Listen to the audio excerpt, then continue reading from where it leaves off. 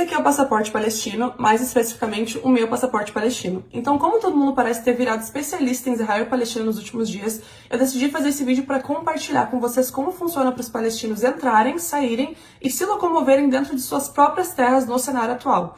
E isso que eu tô falando da Cisjordânia, não de Gaza. Então eu já quero começar esse vídeo falando que esse documento aqui é um privilégio, porque de fato vários palestinos que nasceram na Palestina e que atualmente têm o status de refugiados não têm o direito de retornar ou possuir esse documento. Porém, esse é outro ponto que a gente vai ter que falar depois. Ao longo dos anos eu sempre viajei frequentemente para a Palestina porque a minha avó, tios, primos e familiares moram lá. Inclusive, meu pai, minha mãe e minha irmã mais velha nasceram na Palestina e eu e os meus 3 irmãos mais novos somos brasileiros natos. Porém, a gente conseguiu a cidadania por conta da minha mãe. Só que isso aqui não quer dizer que quando a gente vai pra Palestina as coisas são fáceis. Muito pelo contrário. O primeiro ponto é de que a Palestina não tem um aeroporto. Ou bem, não tem permissão para ter um aeroporto. Então, como é que eu faço para entrar? Tecnicamente, o caminho mais fácil e prático seria pousar em Tel Aviv, em Israel, e depois cruzar a fronteira para a Palestina por meio terrestre. Mas é que na realidade isso não funciona por causa que eu, como palestina, legalmente não posso entrar em Israel através do aeroporto. Tem que ser por meio terrestre.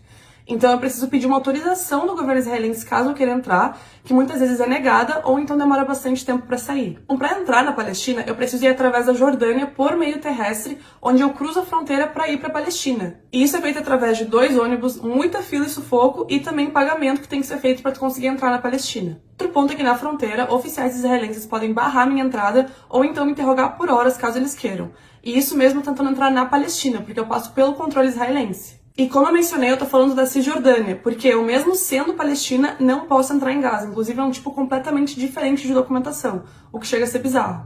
E observação, mesmo sendo cidadã brasileira, que legalmente não precisa de visto para entrar em Israel, eu não posso usar minha documentação brasileira porque a minha cidadania estrangeira não vale absolutamente nada caso eu tenha a Palestina. Eles controlam isso porque Israel tem um banco de dados para todos os palestinos, então essa situação toda em si já é um ato discriminatório. Inclusive, recentemente está tendo uma fase de testes para cidadãos americanos que também possuem a cidadania palestina para entrar em Israel através do aeroporto. Isso aconteceu porque os Estados Unidos pressionou e disse que todos os cidadãos americanos, mesmo com residência palestina, pudessem entrar livremente em Israel, assim como os israelenses. Isso está sendo testado há 2 meses, mas ainda não entrou em efeito completo. Aparentemente vai começar em novembro. Eu vejo muito nas redes sociais o pessoal falando de que assim que a situação entre Israel e Gaza terminar, a paz vai voltar a reinar. Só que para a paz voltar a reinar, ela deveria estar lá em primeiro lugar. E os palestinos não têm paz há décadas. Só que muitos de vocês escolhem ignorar isso. No meu último vídeo eu expliquei um pouquinho do bloqueio em Gaza, porém os palestinos têm que lidar diariamente com a ocupação ilegal.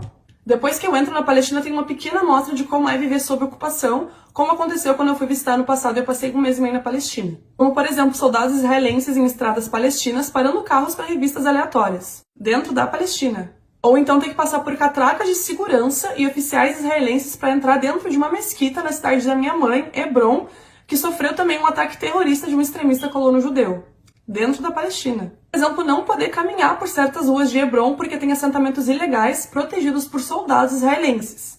Pasmem, dentro da Palestina. Esses assentamentos ilegais são considerados ilegais de acordo com a lei internacional. A Convenção de Genebra proíbe um Estado de transferir sua população para um território que ocupou militarmente. Tem vezes também que a gente vai sair de carro e os soldados decidem bloquear as estradas palestinas, porque eles podem. Ou então quando eu vou do vilarejo do meu pai até Ramallah e passo por soldados armados no meio da estrada com as armas apontadas para os carros e pessoas. E nossa, eu quase esqueci dos checkpoints ilegais construídos por Israel, sem contar também os ataques nos nossos lugares sagrados, a humilhação diária, limpeza étnica, bloqueio ilegal, ataques às cidades palestinas, invasões diárias a casas palestinas e humilhação constante do nosso povo.